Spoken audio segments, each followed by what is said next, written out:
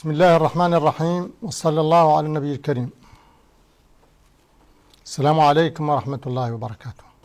Population du Sahel, partenaires et amis du Sahel, mesdames et messieurs,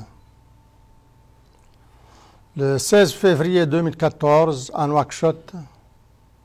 les chefs d'État du Burkina Faso, du Mali, de Mauritanie, du Niger et du Tchad, mus par une très grande volonté politique et sur la base d'une ambition forte pour le Sahel, ont décidé de fonder le G5 Sahel en vue de coordonner les politiques et stratégies de développement et de sécurité de leurs États respectifs. La convention établissant notre jeune organisation a été signée le 19 décembre 2014. La conférence des chefs d'État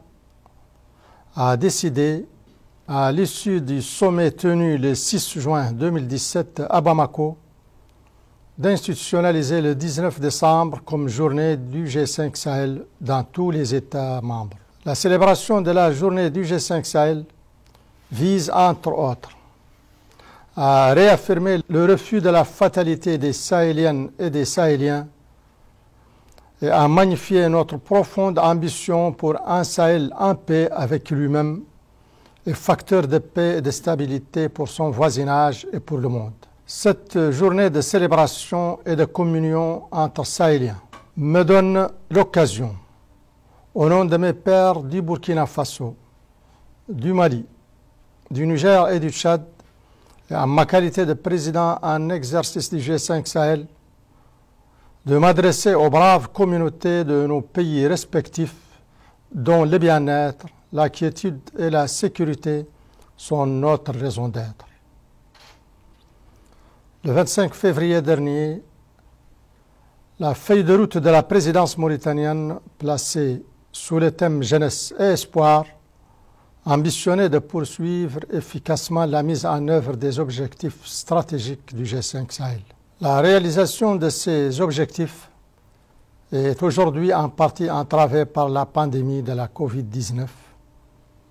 qui, au-delà de son coût humain, a fragilisé davantage nos économies déjà fortement affectées par le poids de la dette.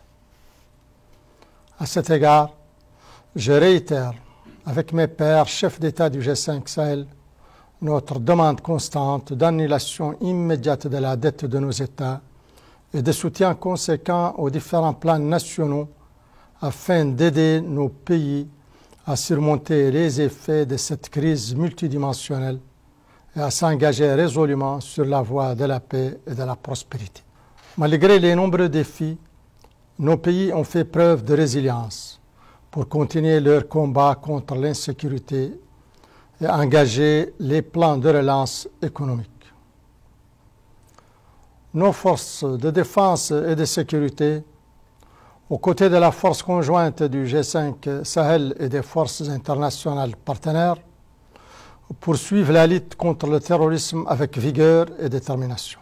Parallèlement aux efforts importants consentis par nos pays dans le domaine du développement, des projets régionaux d'autonomisation des populations les plus vulnérables sont en cours avec un partenariat toujours plus développé, notamment avec l'Alliance Sahel. Ainsi, dans le cadre du programme de développement d'urgence, 18 projets sur 21 sont déjà engagés en plus des projets de résilience et de relance pour faire face à la pandémie de la COVID-19. Je tiens ici à saluer le lancement de la coalition pour le Sahel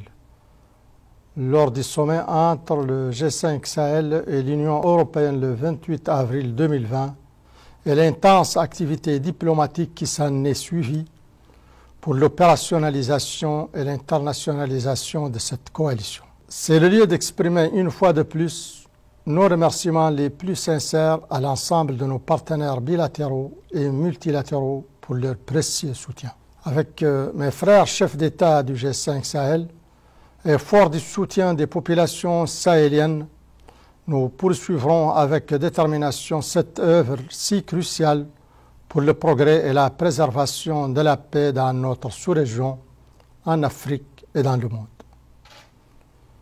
Vive le G5 Sahel, vive la paix.